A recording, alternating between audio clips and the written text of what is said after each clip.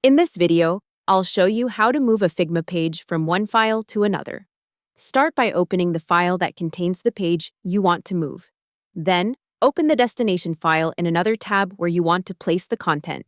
In the source file, go to the page you want to transfer. Select all the layers on that page by pressing Ctrl+A, or manually select them from the Layers panel. Once everything is selected, right-click and choose Copy. Next, switch to the destination file. Open the page where you want to place the content, then right-click on the canvas and select Paste Here, or by pressing the keyboard Ctrl+V.